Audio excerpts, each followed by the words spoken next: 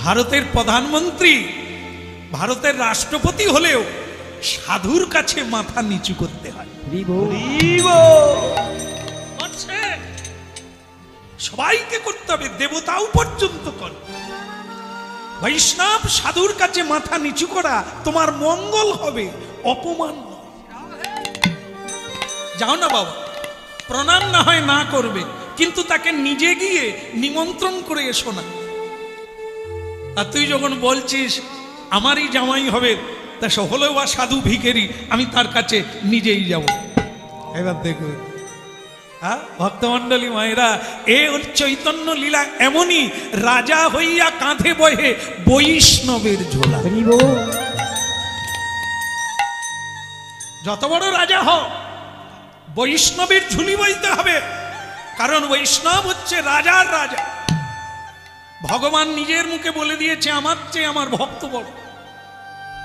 তা সেই ভক্তের কাছে মাথা নিচু হবে না, সে তো পৃথিবীতে কোনো শান্তি পাবে না। তাই রাজা স্বয়ং যাচ্ছে, মেয়ে বলে দিল বাবা খালি পায়ে যাও। সাধুর কাছে যেতে গেলে খালি পায়ে যেতে হয়।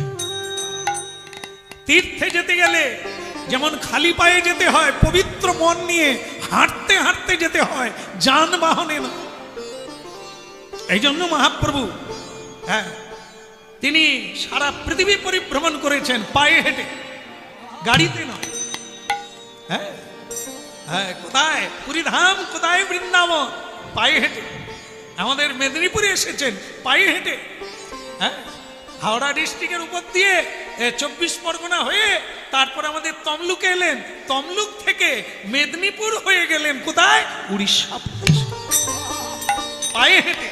হ্যাঁ ভক্তমন্ডলী মায়েরা, এই সেই মেদিনীপুর, এই আমাদের তমলুক, যেখানে মহাপ্রভু এসেছেন, যেখানে বাসুঘোষ ঠাকুরের সমাধি, হ্যাঁ লীলাবলী, হ্যাঁ সেই জায়গার নাম হচ্ছে নরপোতা। জীবন্ত সমাধি পৃথিবীর ইতিহাসে এরকম নাই। বেঁচে থেকে মাটিতে সমাধি নিয়েছিলেন বাসুঘোষ ঠাকুর, আজও সেই জায়গাটা আছে। যাবে না, যেখানে মহাপ্রভু প্রথমবার এলেন, সেখানে আসছেন 11ই ফেব্রুয়ারি। আবার মহাপ্রভুর খড়ম আসবে, যে খড়ম মহাপ্রভু ব্যবহার করেছেন, সেখানে আমাদের কীর্তন আছে। আপনারা যাবেন তমলুকে, দর্শন করবেন। মহাপ্রভুকে তো আমরা 500 বছর আগে দেখি না, কিন্তু তার চরণের খড়মটা দেখতে পাবো। যাই হোক, এই হলো মহাপ্রভুর কথা। তাহলে মহাপ্রভু কেন এনেছেন হরিনাম? এই হরিনামের তুল্য এই পৃথিবীতে কোনো ধন নাই। কেমন? তা বাবা, এই যে বাবা যাবে তো যাও, খালি পায়ে যাও, হরিনাম করতে করতে সাধুর কাছে যাও, না হলে তোমার 10 থালা সোনা দানাতেও সাধু কোনোদিন প্রসন্ন কি রূপে পাইব সেবা,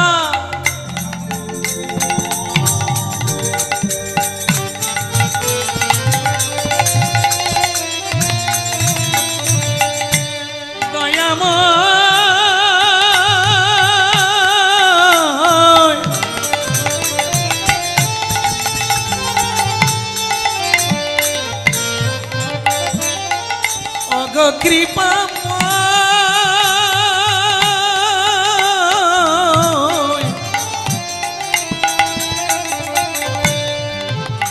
কদিন দয়াময় কি রূপে পাইব সেবা মুই দুরাচার, কি রূপে পাইব সেবা মুই দুরাচার। বৈষ্ণবেরতি না হইল আমার, ওই না শ্রীগুরু বৈষ্ণবেরতি না হইল আমার, শ্রীগুরু বৈষ্ণবেরতি না হইল আমার, শ্রীগুরু বৈষ্ণবেরতি না হইল আমার। রূপে পাইব সেবা মুই দুরাচার, ওই রূপে পাইব সেবা শ্রী গুরু একটা জিনিস জেনে রাখতে হবে, হ্যাঁ, যত হরিনাম করেন, যত দান ধ্যান করেন, যেমন অনেক মশলা দিলেন, কুকনির ডাঁটা, মায়েরা এই জায়গাটা বুঝতে পারবেন ভালো, অনেক মশলা দিলেন। আপনার জানেন একটা সবচাইতে কমা মশলা যেটা না দিলে খাওয়া যাবে না, মনে পড়ে গেছে কি? যার নাম লবণ, মশলার মধ্যেই পড়ে না, সবচাইতে দাম কম, কিন্তু ওই জিনিসটা যদি পরিমাণ মতো না দেন, মশলার কোনো মূল্য নাই। সবই দিলে, লবণ দিলে সবই করবে, নাম যোগ্য হবে, হাজার হাজার মানুষকে অন্নদান করবে, কিন্তু আপনার বৈষ্ণবের রতি নাই। বাড়িতে সাধুগুরু বৈষ্ণবের চরণ ধৌত হলো না, সাধুগুরু বৈষ্ণবের সেবা হলো না, এই আনুনা রান্না হয়ে গেল, কেউ মুখে দিল না, পড়ে রইল সব, ব্যর্থ হয়ে গেল। কি রূপে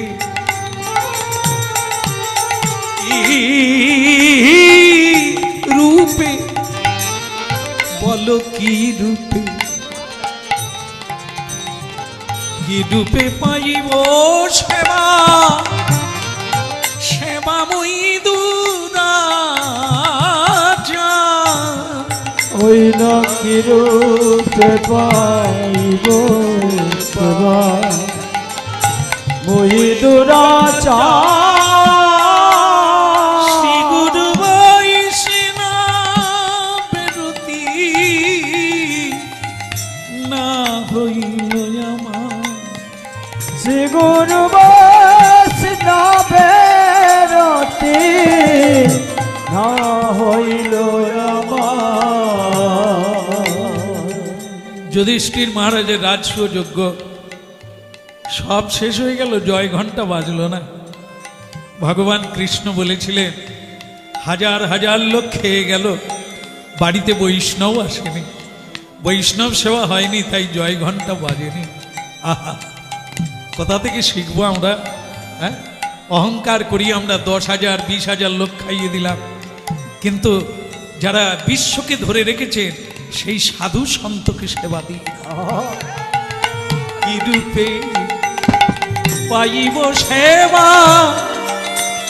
মই দুরাচা,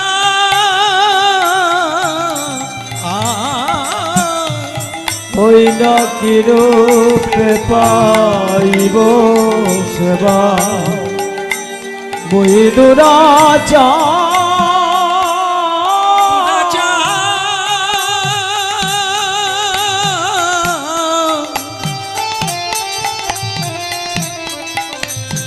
আমি বড়ই দুরাচার, হে প্রভু দীন দয়াময়, কৃপা করো গুণাময়, কি রূপে পাইব সেবা মই দুরাচার, কি রূপে পাইব সেবা মই দুরাচার।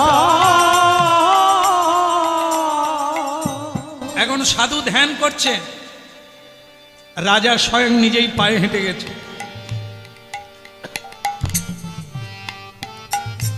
চোখ বন্ধ করে আছে।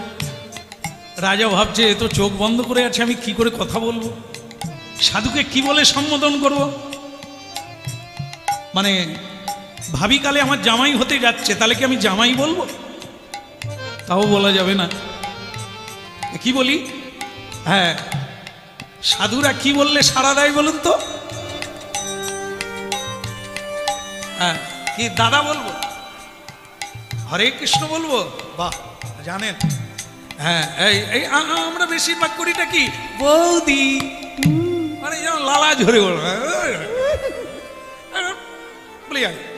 বৌদি, দিদি, পিসি, মাসি, এগুলো কোনো মূল্য নাই। জয় রাধে। কেন বলছি দেখেন, কীর্তন শুন, বন্ধ করে দেবো, বন্ধ করে দেবো, আমি তো ঠান্ডা লাগছে খুব, বন্ধ করবো না? বিয়েটা হোক নাকি, অনেকে বিয়ের আগে খেয়ে নেয়, আপনারা কি বিয়ের পরে খাবেন? এই তো হয়ে গেল, রাজা গেছে মানে মেয়ে আসবে না। আর যদি বলেন আমি ছেড়ে দিই, তাহলে ছেড়ে দিই, আর দু একটা মন্ত্র কম বলবো, বিয়ে তাড়াতাড়ি হয়ে যাবে। আঁচলে বেঁধে দিলেই তো জুড়ে গেল। এখন তার বিয়ে হয় না। হ্যাঁ, এখন তো রেজিস্ট্রি অফিসে। হ্যাঁ চলো চলো, ওই হয়ে গেল, বলে বিয়ে আর হলো, এই বিয়ে লিখালিখি হয়ে গেলে। হ্যাঁ, তা যাই হোক, বলো রাধা রানী কি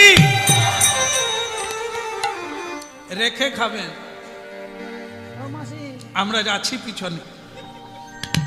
না, বিয়েটা দিয়ে দেখবো, তারপরে দেখ। বলো রাধা রানী কি। হ্যাঁ, বিয়ে হলো। রাজা চিন্তা করলো, ও বাবাও বলবো না, জামাইও বলবো না, তার চাইতে জীবনে তো হরিবোল বলি না, আজকে একটু হরিবোল, হরিবোল। সেই সাধু যুবক কিন্তু চোখ খুললো, মনে করলো কোনো ভক্ত এসেছে। চোখ খুলেই তো চড়ক গাছ। কিরকম বলুন তো? এই মুকুট পরা আছে, দামি পোশাক আছে, কতকগুলো হার পরা আছে, দামি মতির হার, সোনার হার, রূপোর হার, চাঁদির হার, মুক্তার হার, কত রকমের।